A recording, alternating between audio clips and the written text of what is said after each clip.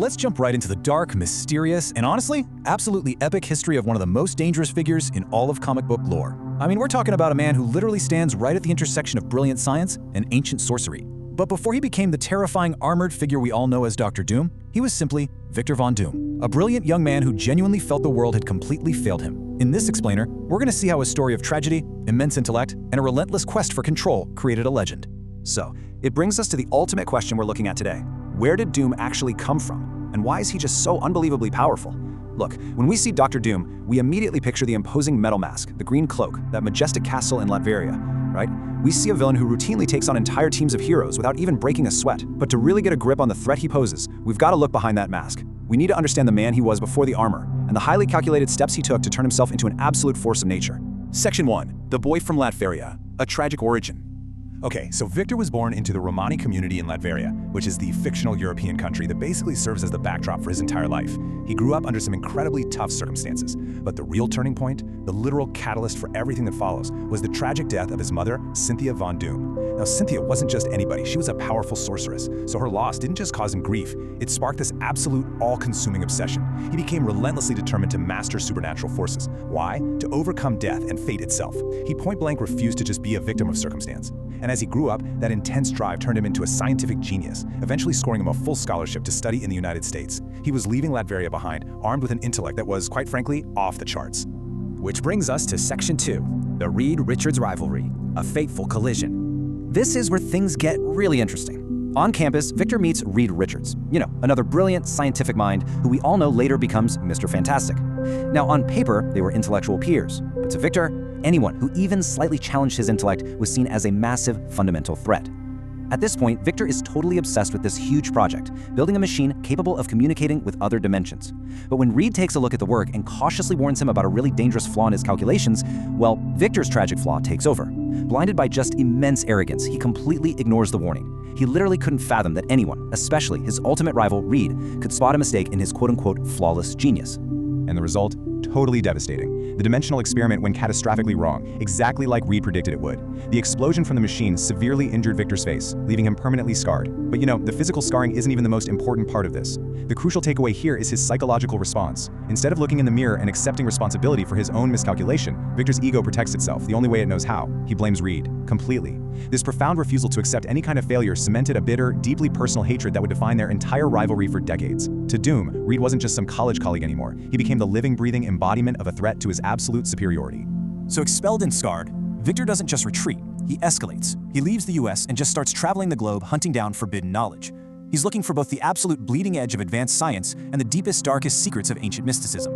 And it's during these global travels that he develops his incredibly advanced, iconic suit of armor and actually forges his legendary metal mask. And here's the crazy part. When he placed that searing hot metal onto his face to hide those scars, Victor Von Doom essentially died. The brilliant student was gone, and the armored conqueror we know as Dr. Doom was officially born. Section 3. Ruler of Latveria, the absolute monarch. Now, Doom doesn't just wander back into his homeland, he orchestrates a complete top-down takeover. Returning to Latvia, he leverages literally everything he's learned. By combining his super advanced technology, his newly acquired military power, and some very sharp political influence, he systematically seizes total control of the entire country. Operating straight out of the dark, medieval halls of his castle, he transforms Latveria into his own personal kingdom, ruling with absolute, unquestioned authority. He essentially builds an entire sovereign nation that functions as a direct extension of his own brain. But what makes him truly terrifying isn't just the castle or the army, it's the psychology behind his rule. See, Dr. Doom does not wake up in the morning, look in the mirror, and think, I'm a supervillain. It's actually the exact opposite. Imagine an ego so incredibly vast that he genuinely, deeply believes he is the absolute only person on Earth intelligent and capable enough to save humanity from itself. In his mind, we are all inherently chaotic and flawed, and only his iron grip can bring perfect order. That total conviction is one of the most fascinating and terrifying aspects of his character. Moving on to Section 4, 4 Pillars of Power, analyzing the threat.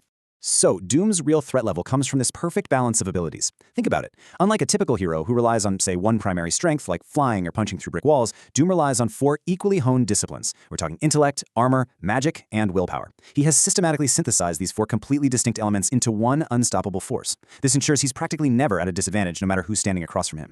And when these pillars overlap, he becomes a total nightmare for any opponent. First, his peerless intellect allows him to invent things like time machines and literal endless armies of robots. Then, his armor grants him extreme physical protection and devastating energy blasts, letting him go toe-to-toe with heavy-hitting superhumans. But what truly separates him from your run-of-the-mill tech villain is his magic. If his armor somehow fails or gets hacked, he can simply cast a devastating mystical spell. And binding this whole package together is a willpower so absolute and arrogance so vast that he simply refuses to bow to anyone. He matches the scientific heroes with his tech, he rivals ancient sorcerers with his magic, and he dominates all of them with sheer, unyielding discipline. Finally, Section 5, the unstoppable will, the secret of Doom's power. You can really think of his mind as the ultimate failsafe system. This right here is why he is practically invincible in a war of attrition. Say an opponent somehow manages to breach and defeat his incredibly advanced armor. Well, they haven't won, because now they're facing a peerless scientific genius who's already calculated 3 steps ahead. Okay, so what if someone manages to outsmart the scientist? They still haven't won, because waiting just beneath the surface is a master sorcerer ready to bend reality itself. And behind all of those layers, the impenetrable metal, the flawless science, the dark magic, is simply Victor Von Doom, a man whose absolute core belief is that the entire world should be bowing to him. Especially Reed Richards. Which leaves us with this final, incredibly powerful thought to chew on.